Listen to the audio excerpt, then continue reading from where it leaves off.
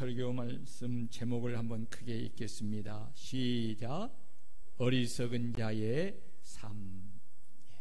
사랑하는 성도 여러분, 인간을 창조하시고 인간의 모든 것을 평가하시고 심판하시는 하나님은 당신이 창조한 인간을 가리켜서 어리석은 사람과 지혜로운 사람이 있다고 말씀합니다.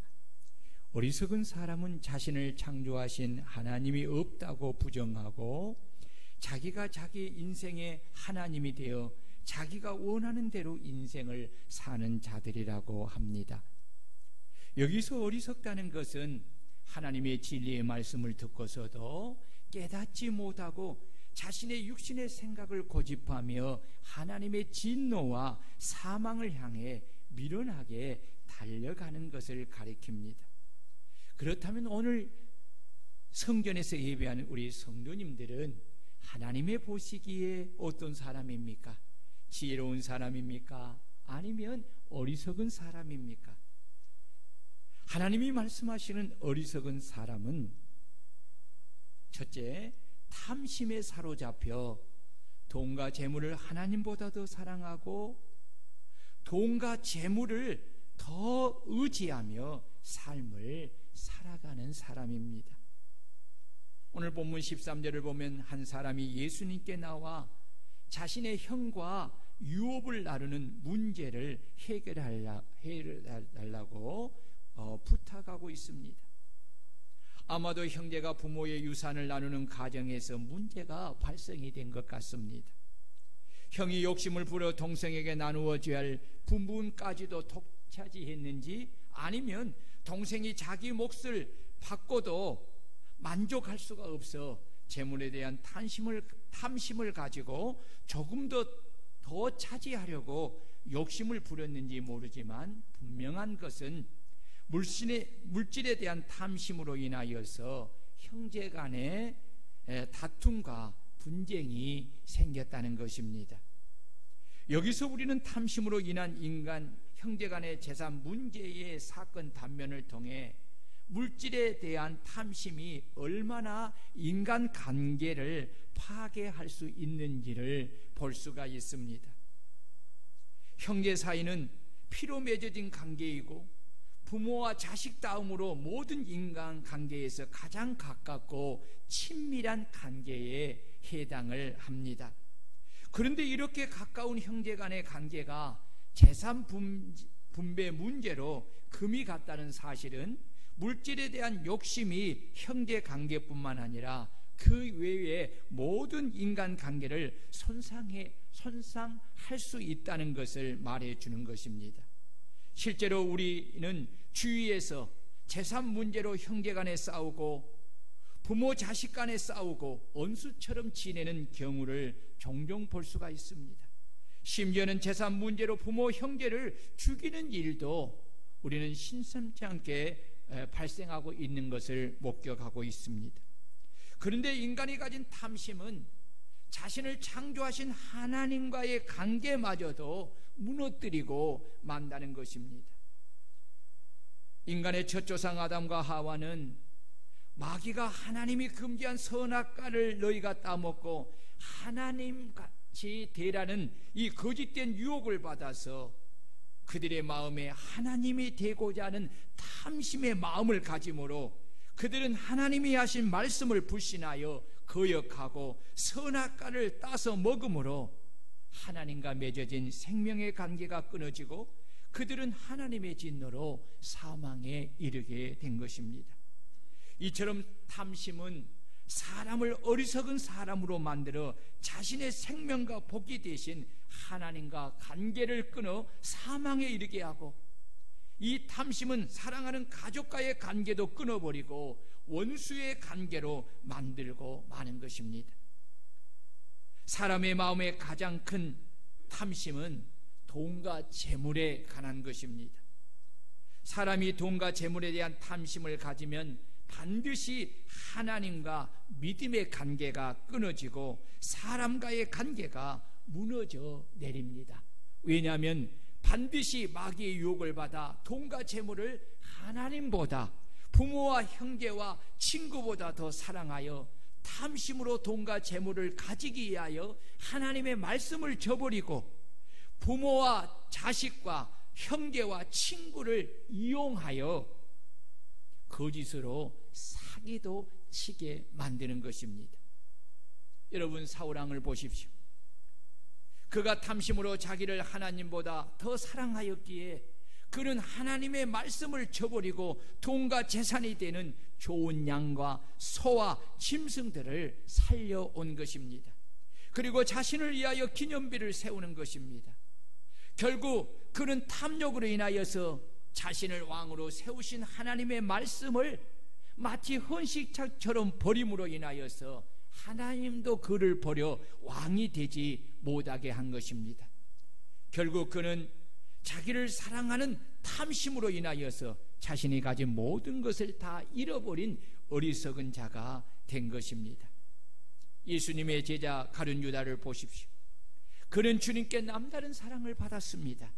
그러나 그는 주님보다 돈을 더 사랑하였기에 늘 돈에 대한 탐심의 마음을 가지고 있었습니다.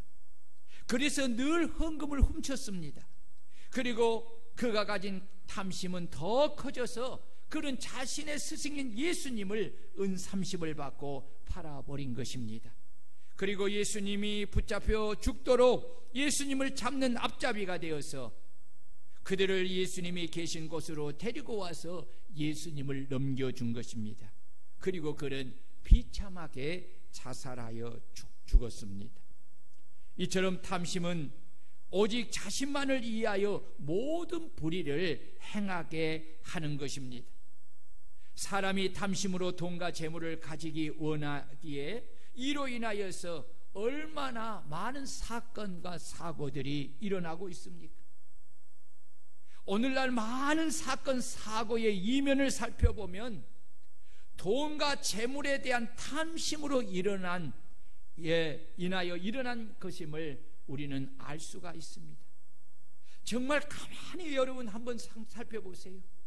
수많은 사건과 사고 속에 그 원인을 살펴보면은 사람이 가진 돈에 대한 탐심의 마음이 결국은 그런 온갖 죄를 짓게 했다는 것입니다.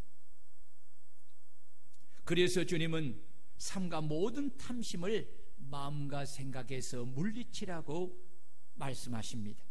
왜냐하면 내가 탐심으로 하나님의 것을 도둑질하여 훔치고 탐심으로 사람의 것을 취하여 가진다고 해서 사람의 생명이 그 소유에 넉넉한 데 있지 아니하기 때문입니다.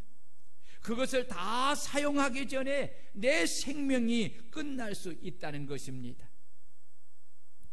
주님이 재림하시는 말세의 특징은 사람들이 탐심의 마음을 가지고 자기를 하나님보다 더 사랑하며 돈을 하나님보다 더 사랑하는 죄악의 삶을 살게 된다고 바울 사도는 우리들에게 가르치시면서 이 같은 자들에게서 내가 돌아서라고 우리에게 강력하게 명령하고 있습니다.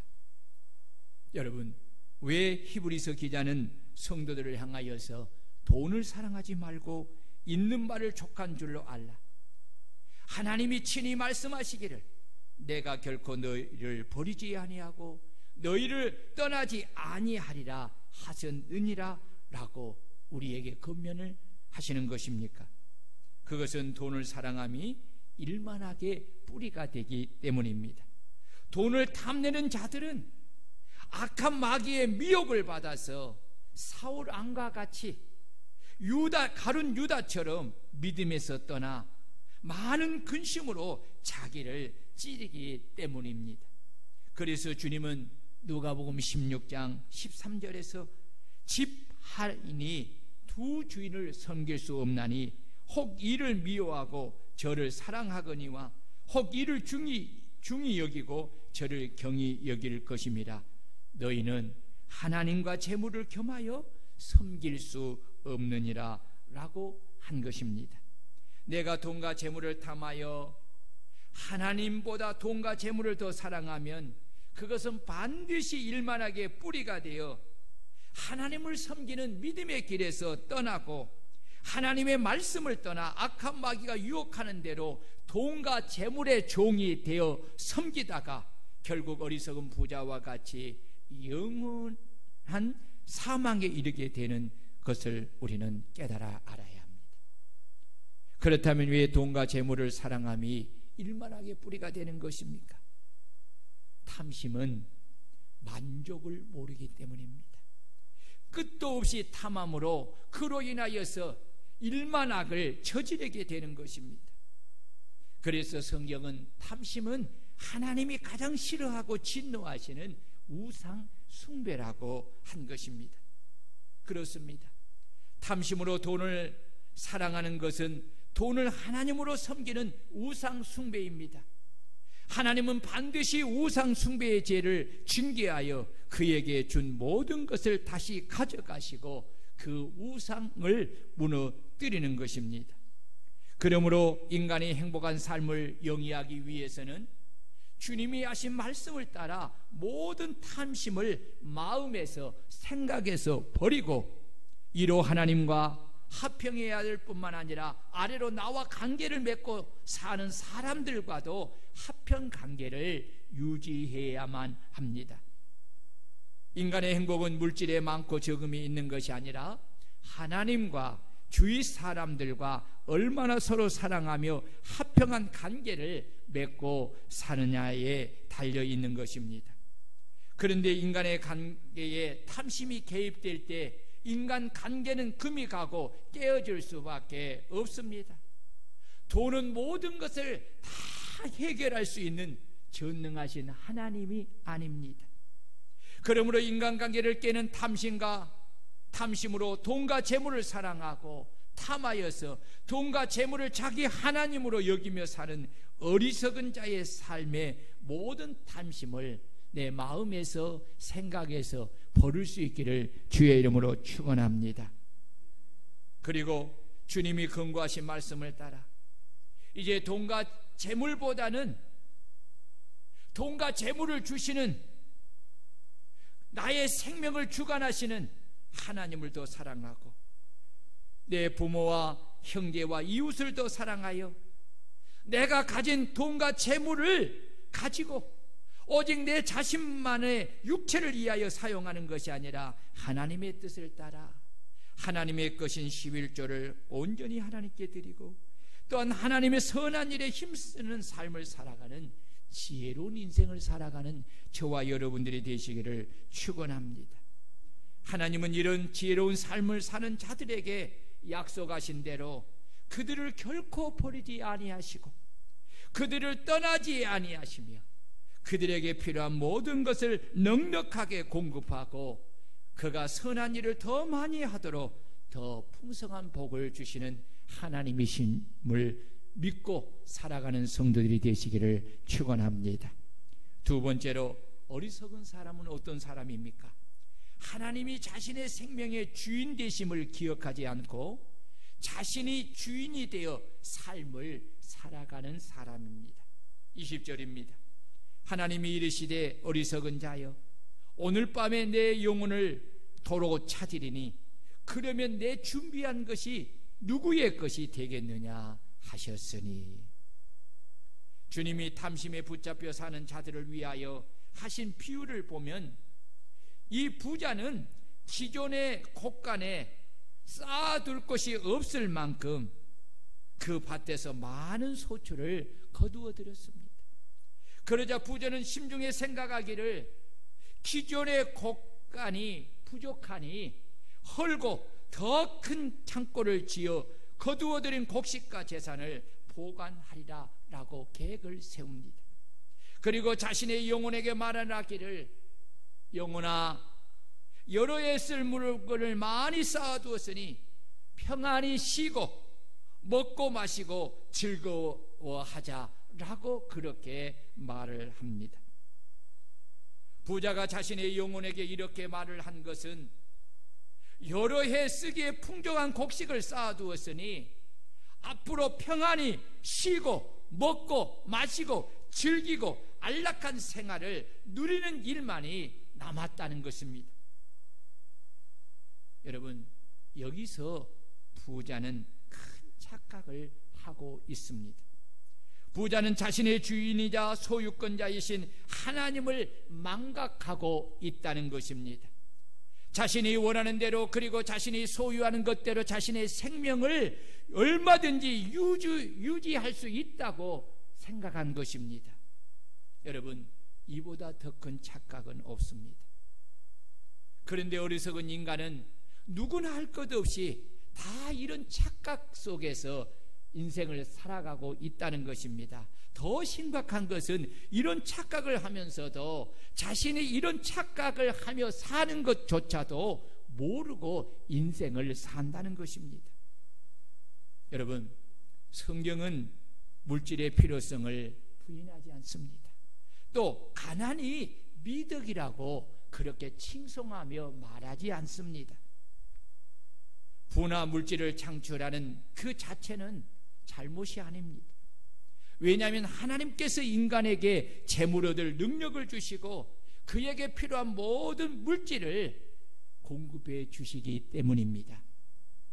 여러분, 그렇습니다. 하나님이 공급해 주시는 것입니다. 아멘. 이 어리석은 부자의 잘못은 자신이 가진 물질의 주인이 하나님이신 줄을 바로 알지 못하고 자신이 주인으로 알았다는 것입니다. 소유권자를 알지 못하고 탐심의 노예가 되어 돈과 재물이 인생을 지배하게 되면 온갖 제약 속에 빠지게 되는 것입니다. 누구나 탐심을 가지면 온 마음이 어두운 제약의 마음으로 사로잡히게 되어서 아무것도 보이지가 않게 되는 것입니다. 이런 사람은 판단이 흐려지고 하나님이 보이지 않게 됩니다. 따라서 우리는 물질의 주인이 바로 하나님이심을 날마다 인정하며 살아야 하는 것입니다. 알렉산더 대왕은 죽기 전에 유언하기를 자신이 들어갈 관의 양쪽에 구멍을 파라고 유언을 했습니다. 그리고 양손을 그 관 바깥으로 내밀어 누구든지 보게 하라고 했습니다. 이것은 인생은 누구나 빈손으로 와서 빈손으로 가는 인생임을 알게 하고자 함인 것입니다. 죽는 사람이 두 손에 돈과 재물을 불끈 쥐고 가는 법은 없습니다. 사람이 태어날 때는 두 주먹을 불끈 쥐고 태어나지만 세상을 떠날 때에는 두 주먹을 다 펴고 가는 것입니다. 온 세상을 정복하고 더 정복할 땅이 없어서 울었다는 이 알렉산더 역시 두 손을 펴고 그렇게 떠나간 것입니다. 그러기에 이 세상에 내 것은 아무것도 없는 것입니다. 다만 나의 생명을 주관하시는 하나님께서 잠시 내게 맡겨주신 것에 불과한 것입니다. 오늘 본문 20절에 하나님은 부자에게 이렇게 말씀합니다. 어리석은 자여, 오늘 밤에 내 영혼을 도로 찾으리니 그러면 내 예비한 것이 네 것이 되겠느냐. 이 말씀은 어리석은 부자가 자신이 가진 모든 것이 다 자신의 것이고 자신의 생명마저도 자신의 마음대로 할 수 있다는 이 교만한 부자의 독백을 들이시고, 하나님은 어리석은 부자에게 부자가 가진 재물뿐만 아니라 부자의 생명까지도 당신의 소유이심을 명백하게 말씀을 하신 것입니다. 그래서 그를 향하여서 어리석은 자여, 오늘 밤에 내 영혼을 도로 찾으리니, 여기서 영혼은 뭘 말하는 것입니까? 사람의 생명을 말하는 거예요. 너의 생명을 도로 찾는다는 거예요. 그러면 내 예비한 것이 네 것이 되겠느냐? 그렇습니다. 생명의 주인이신 하나님이 그에게 준 생명을 도로 찾아가시면 그는 죽음으로 자만과 교만으로 세운 그 모든 계획은 한순간에 물거품이 되고 마는 것입니다. 그러므로 내가 가진 모든 것이 내 것이라고 착각을 해서는 절대로 안 됩니다. 이것은 하나님 앞에서 자신을 하나님으로 높이는 교만이 되는 것입니다. 하나님은 이 교만한 어리석은 자의 집을 반드시 대적하여 헐으시고 그 교만을 꺾으시고 그를 낮추시는 것입니다. 여러분, 모든 것이 하나님의 것입니다. 아멘. 하나님이 내게 잠시 관리하도록 맡겨주신 것입니다. 나는 주인이 아니라 다만 하나님의 것을 잠시 맡아 관리하는 하나님의 청직입니다. 믿습니까? 믿습니까? 믿으시면 아멘. 이것을 인정한 사람은 지혜로운 사람으로 지혜로운 삶을 살 수가 있고, 이것을 인정하지 않는 사람은 어리석은 삶을 살 수밖에 없습니다.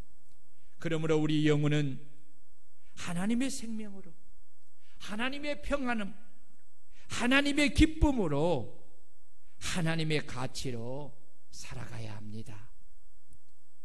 인도의 테레사 수녀가 미국을 순회하는 집회하는 도중에 큰 부자를 만났습니다. 그 부자는 이 테레사 수녀에게 이렇게 말을 했습니다. 수녀님, 제가 도와드릴 것이 없습니까? 무엇이 필요하십니까?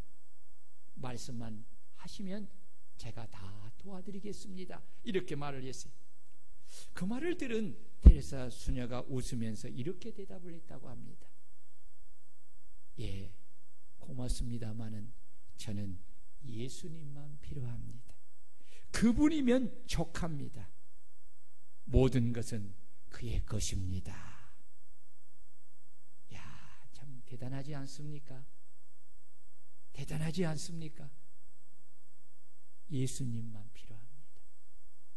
그분이면 족합니다. 모든 것이 그분의 것입니다. 여러분, 저와 여러분들의 이 신앙 고백이, 이 테레사의 이 수녀의 이 신앙 고백이 저와 여러분들의 신앙 고백이 되시기를 주의 이름으로 축원합니다.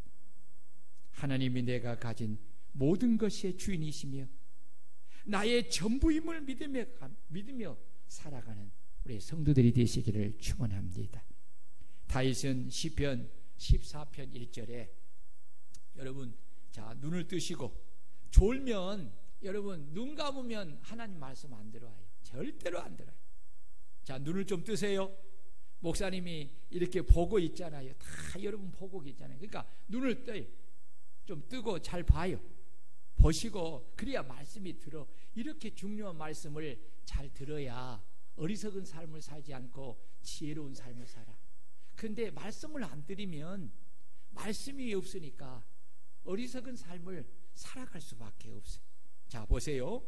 시편 14편 1절에 어리석은 자는 그의 마음에 이르기를 하나님이 없다 하는도다.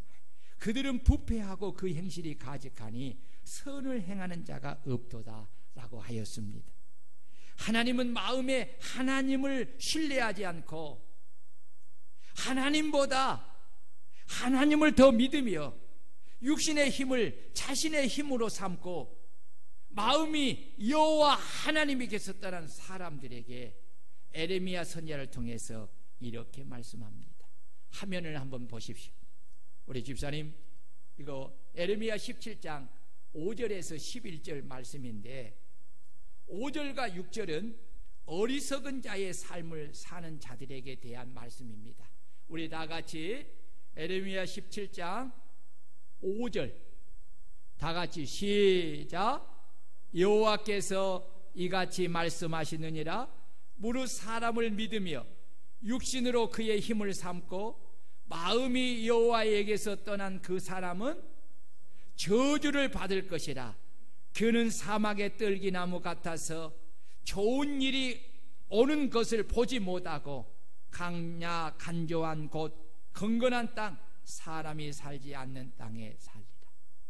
여러분, 마음에 하나님이 없다 하여 하나님을 나의 하나님으로 모시지 않고 인간의 어리석음을 따라 하나님보다 사람을 더 믿으며 하나님보다 육신의 것을 자신의 힘으로 삼고 마음에서 하나님을 떠난 사람은 하나님으로부터 이런 저주를 받게 된다는 거예요. 자, 7, 8절을 보십시오. 이 7, 8절은 지혜로운 자의 삶을 사는 자에게 대한 말씀입니다. 다 같이 7절 시작. 그러나 무릇 여호와를 의지하며 여호와를 의뢰하는 그 사람은 복을 받을 것이라. 그는 물가에 심겨진 나무가 그 뿌리를 강변에 뻗치고 더위가 올지라도 두려워하지 아니하며 그 입이 청청하며 가무는 해도 걱정이 없고 결실이 그치지 아니함 같으니라. 아멘. 아멘. 왜 이런 일이 일어납니까? 왜 이런 복이 일어납니까? 하나님이 그들에게 복을 주시기 때문입니다.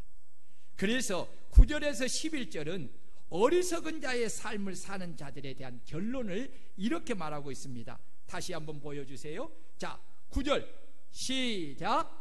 만물보다 거짓되고 심히 부패한 것은 마음이라. 누가 능히 이를 알리오마는 나 여호와는 심장을 살피며 폐부를 시험하고 각각 그의 행위와 그의 행실대로 보응하느니 불의로 치부하는 자는 자고새가 낳지 아니한 알을 품은 같아서 그의 중년에 그것이 떠나겠고 마침내 어리석은 자가 되리라. 여러분, 어리석은 자의 삶은 결국 이렇게 허무하게 끝나고 만다는 것입니다. 하나님은 어리석은 자의 삶을 사는 자들에게 대하여 이사야 31장 1절에서 3절의 말씀을 통해서 이렇게 말씀합니다. 우리 다 같이 한번 읽어봅시다. 자, 크게 시작. 도움을 구하려 애굽으로 내려가는 자들은 화 있을진저 그들은 말을 의지하며 병거의 많음과 마병의 심히 강함을 의지하고 이스라엘의 거룩하신 이를 앙모하지 아니하며 여호와를 구하지 아니하나니 여호와께서도 지혜로우신즉 재앙을 내리실 것이라. 일어나 악행하는 자들의 집을 치시며 행악을 돕는 자들을 치시리니 애굽은 사람이요 신이 아니며 그들의 말들은 육체요 영이 아니라 여호와께서 그의 손을 펴시면 돕는 자도 넘어지며 도움을 받는 자도 엎드려져서 다 함께 망하리라. 아멘. 여러분 보세요. 전능하신 하나님 자신들을 사랑하여서 애굽에서 그 조상들을 구원하고 그들을 인도하여 젖과 꿀이 흐르는 가나안 땅에 축복을 주었지만은 그들은 하나님을 경외하는 믿음을 잃어버렸습니다. 그리고 그들의 마음속에는 하나님이 없습니다. 하나님의 말씀이 없습니다. 그러기 때문에 그들의 마음속에는 인간의 육신의 생각이 하나님이 되어서 그들의 삶을 인도하는데, 여러분 보세요. 하나님께 도움을 구하러 가지 않고 그들은 애굽으로 도움을 구하러 내려간다는 것입니다. 왜 그렇습니까? 그들은 말을 의지하며 병거의 많음과 군대의 많음과 마병의 심히 강함을 의지하고 이스라엘의 거룩하신 하나님을 의지하지 않는다는 것, 하나님께 도움을 구하지 않는다는 것입니다. 이들에게 하나님은 화를 내리시는 거예요. 그래서요, 여호와께서도 지혜로우신즉, 이 말은 뭡니까? 그들이 하는 모든 것을 다 알고 계신다는 것입니다. 그래서 지혜로우신즉 그들에게 재앙을 내릴 것이더라. 그의 말씀을 변개하지 아니하시고 일어나서 악행하는 자들의 집을 치시며 행악을 돕는 자들을 치시니 애굽은 사람이 아니요 신이 아니며 그들의 말들은 육체요 영이 아니라 여호와께서 그의 손을 펴시면 돕는 자도 넘어지고 도움을 받는 자도 엎드려져 다 함께 멸망하게 된다는 것입니다. 여러분, 하나님이 살아계심을 믿습니까? 하나님이 살아계시는데 왜 하나님을 믿지 못하고 왜 하나님을 의지하지 못하여서 세상의 사람들처럼 헛된 것을 하나님처럼 의지하고 하나님께 도움을 구하러 가며 자신이 가진 모든 것을 갖다 그렇게 허비하고 낭비하냐 말이에요. 이것은 여러분 하나님을 멸시하는 행동인 것입니다. 하나님은 결코 하나님의 자존심을 상하게 한 그들을 그냥 두지 않습니다. 하나님은 도움을 가는 자도 넘어지게 하고 도움을 받는 자도 도움을 주는 자도 넘어뜨려서 함께 망하게 한다는 것입니다. 호세아 7장 11절을 보면 들어보세요. 에브라임은 어리석은 비둘기같이 지혜가 없어서 애굽을 향하여 부르짖으며 아수르로 가는도다. 왜요? 도움을 구하러 가는 거예요. 그들이 갈 때에 내가 나의 그물을 그 위에 쳐서 공중의 새처럼 떨어뜨리고 전에 그 해중에 들려준 그대로 그들을 징계하리라 라고 했습니다. 하나님이 살아계심에도 불구하고 하나님을 의지하지 않고 하나님의 도움을 구하지 않고 육신의 생각으로 세상의 사람이나 나라를 더 의지하여 그들에게 도움을 구하러 가는 자들에게 하나님은 반드시 재앙을 내리시고 그들을 치신다는 것입니다. 열왕기하 1장을 보면 이스라엘 왕인 아하시야가 사마리아의 성에 있을 때에 다락 난간에서 떨어져서 병이 들었습니다. 그래서 그 종을 보내어 그들에게 가서 이렇게 말을 합니다. 에그론의 신 바알세불에게 묻기를 내 병이 낫겠느냐 가서 물어보라고 했습니다. 그런데 여러분 그 왕이 하는 이 이야기를 누가 들으셨을까요? 누가 들었어요? 하나님이 들으신 거예요. 여러분 내가 말을 하는 거 하나님이 들으시는 것을 믿습니까? 이것이 바로 하나님을 경외하는 신앙이에요. 그런데 이 아하시야는 자신이 지금 하는 말을 하나님이 듣는다 생각을 못했어요. 그런데 하나님이 그의 악함을 보시고 사자를 엘리야 선지자에게 보내어 이르기를 너는 일어나 올라가서 사마리아 왕의 사자를 만나 그에게 이르기를 이스라엘의 하나님이 없어서 너희가 에그론의 신 바알세불에게 물으러 가느냐? 그러므로 여호와의 말씀이 내가 올라간 침상에서 내려오지 못할지라 내가 반드시 죽으리라 하셨다 하라 라고 합니다. 이 아하시야 왕은 엘리야가 전한 여호와의 말씀대로 그는 침상에서 내오지 못하고 죽었습니다.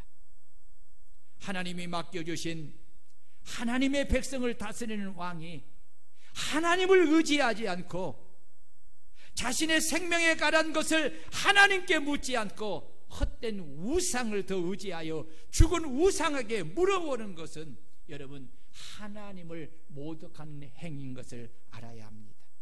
이것은 악한 죄입니다. 그래서 하나님께서 어리석은 왕의 생명을 취하신 것입니다. 누가 생명을 취하시는 하나님을 거역할 수 있겠습니까? 그러므로 우리는 어리석은 자가 되지 말고 오직 주의 뜻이 무엇인가 이해하며 행하는 지혜로운 자가 되어야 합니다. 그래서 주님은 이렇게 말씀합니다. 나의 이 말을 듣고 행하는 자는 그 집을 모래 위에 지은 어리석은 사람 같으리니 비가 내리고 창수가 나고 바람이 불어 집에 부딪혀 무너져 그 무너짐이 심하니라. 여러분 주님이 하신 말씀을 듣고도 행하지 아니하는 자는 모래 위에 집을 지은 어리석은 자와 같다는 것입니다. 오늘 저와 여러분들이 하나님의 말씀을 들으면서도 하나님이 나의 생명의 주인 되심을 생각하지 않고 내가 주인이 되어 삶을 육신의 생각대로 헛된 것을 의지하며 살아간다면 나는 어리석은 자의 삶을 살고 있다는 것을 알아야 합니다. 여러분 우리는 이 어리석은 자의 삶을 버려야 합니다. 오직 하나님이 나의 주인이심을 인정하고 내 생명도 내가 가진 모든 것도 주님이 주신 것임을 인정하고 오직 주님의 청지기로서 주님의 뜻을 따라 주님의 주신 것을 관리하며 사는 삶을 살아가는 지혜로운 우리 성도들이 되시기를 주의 이름으로 축원합니다. 마지막으로 어리석은 자가 누구입니까? 자신의 죽음을 준비하지 않고 오직 이 세상의 삶만을 꿈꾸며 사는 자입니다. 21절입니다. 다 같이 읽겠습니다. 시작. 자기를 위하여 재물을 쌓아두고 하나님께 대하여 부요하지 못한 자가 이와 같으니라. 사람이 아무리 많이 배우고 높은 지혜에 있다고 해도 자신의 죽음을 준비하지 않고 인생을 산다면 그는 어리석은 자의 삶을 살게 되는 것입니다. 사람에게는 반드시 죽음이 있습니다. 왜냐하면 하나님께서 그것은 정하신 것이기 때문입니다. 그래서 모세는 우리에게 우리의 날 계수함을 가르치사 지혜의 마음을 얻게 하소서라고 하나님께 기도한 것입니다.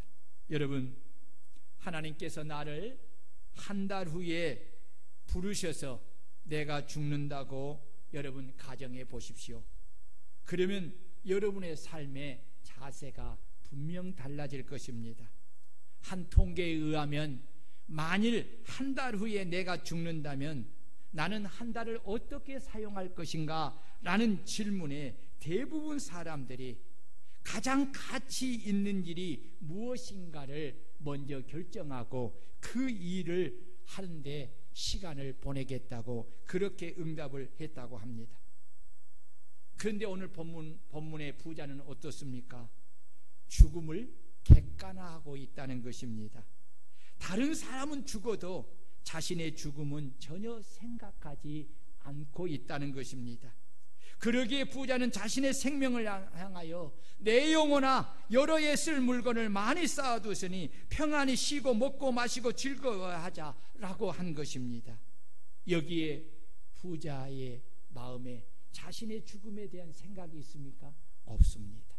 부자는 자신의 생명이 하나님의 주권 안에 있음을 알지 못했습니다.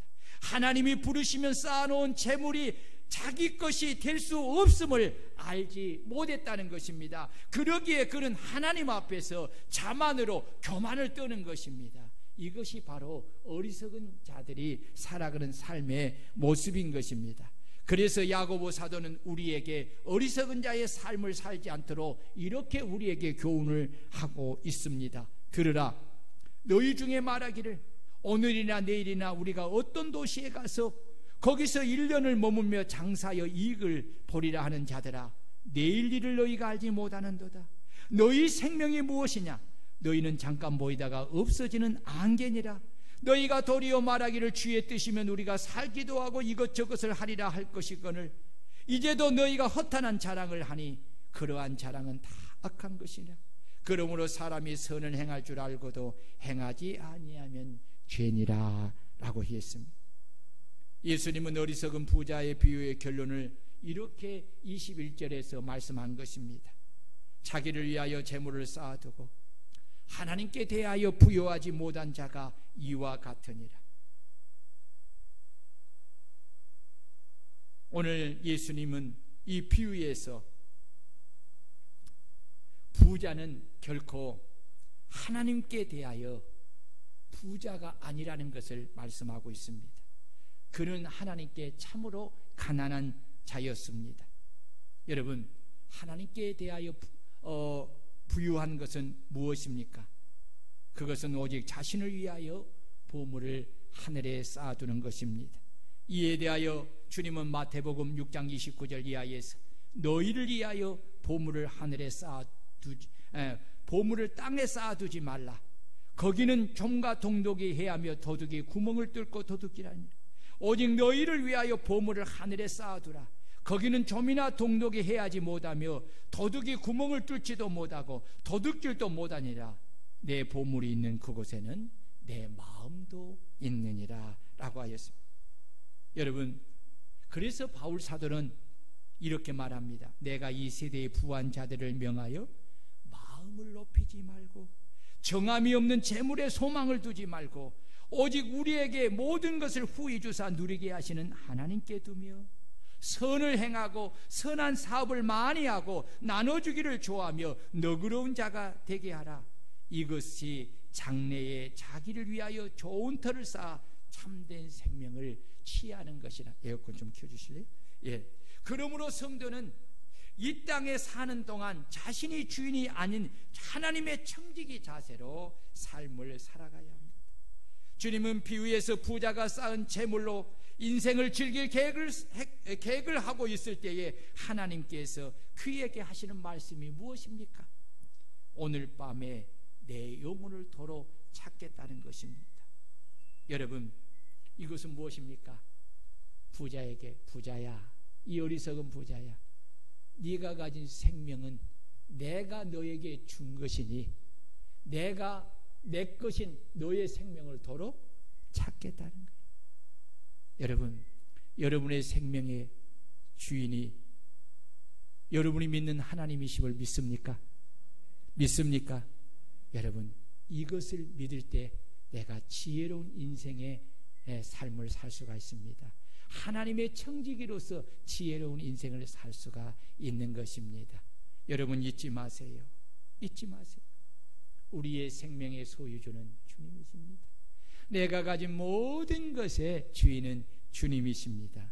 나는 주님이 주신 것을 잠시 맡아 관리하는 청지기입니다. 여러분, 여러분은 선한 청지기로서 삶을 살고 있습니까? 아니면 악한 청지기로서 삶을 살고 있습니까? 오늘 저와 여러분들은 선한 청지기로서 이 땅에 사는 동안 내 자신의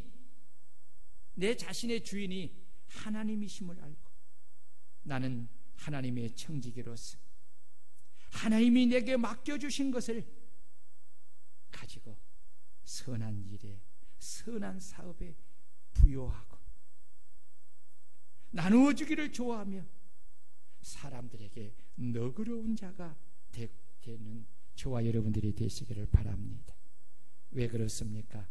바울 사도가 이렇게 결론을 냈잖아요. 이것이 장래에 자기를 위하여 좋은 터를 쌓아 참된 생명을 취하는 것이라. 할렐루야, 할렐루야. 여러분, 이것이 장래에 여러분들을 위하여 살. 그래서 우리 주님이 너희 보물을 하늘에 쌓아두라. 누구를 위해서? 자기를 위해서. 여러분, 록펠러 이야기를 하고 말씀을 좀 마치려고 합니다.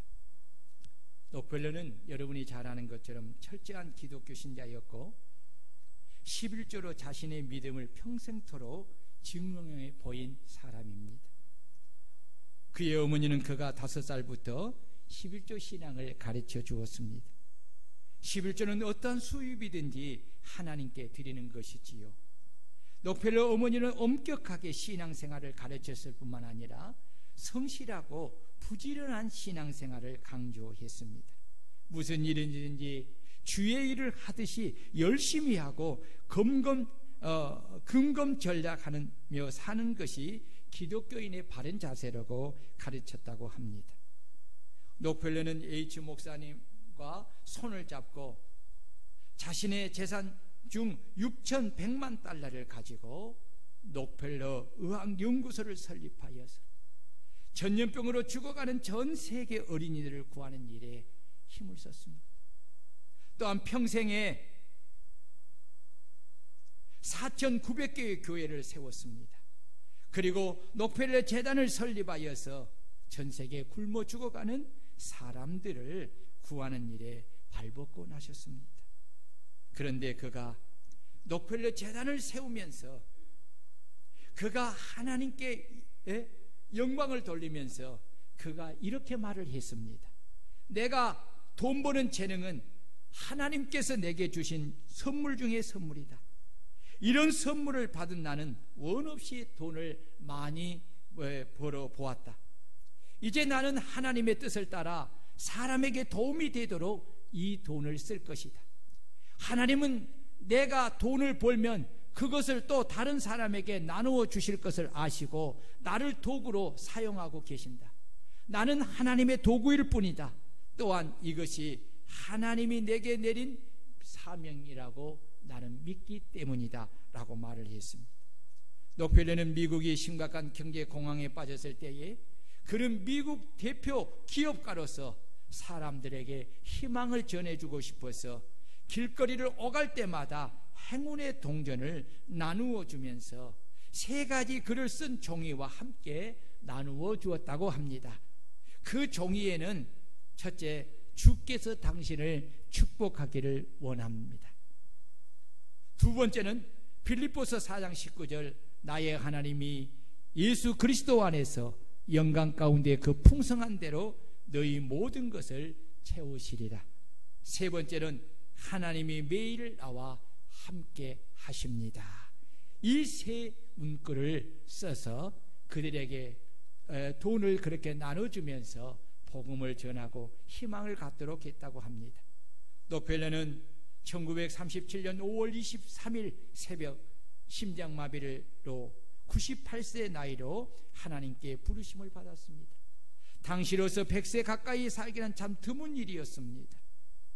그는 50대에 죽을 위기를 맞았지만 하나님은 그에게 새로운 삶을 허락하였고 그 50년을 가까이 살면서 오직 하나님의 영광을 위하여 많은 선한 일과 선한 사업을 했습니다. 그의 일생을 지켜본 사람은 그를 가리켜 말하기를 존 록펠러는 석유 왕이기 전에 하나님을 경외하고 섬기는 철저한 신앙이었습니다. 그는 성실하며 작은 일에 충성을 다하고 철저하게 11조 신앙을 지킨 그였기에 하나님께서는 큰 사업과 큰 재물을 록펠러에게 맡긴 것입니다. 그는 하나님이 하신 약속의 말씀을 따라 살았기에 하나님이 약속하신 복을 받아 누리고 그는 하나님의 말씀을 따라 하나님이 자신에게 주신 것을 가지고 선한 일을 많이 하고 선한 일에 부유한 삶을 산 것입니다. 록펠러는 참으로 지혜로운 인생을 산 것입니다. 오늘 이곳에 오신 우리 모든 성도님들도 이제는 하나님이 없다라고 하며 하나님을 부정하는 어리석은 삶이 아니라 하나님을 모시고 하나님의 말씀을 따라 지혜로운 삶을 살아가는 성도들이 되어서 록펠러처럼 하나님이 주시는 축복을 받고 하나님의 선한 일에 거룩하게 쓰임을 받는 복된 성도들이 되시기를 주의 이름으로 축원합니다. 우리 다 같이 말씀을 보여잡고 우리 통성으로 기도할 때에 하나님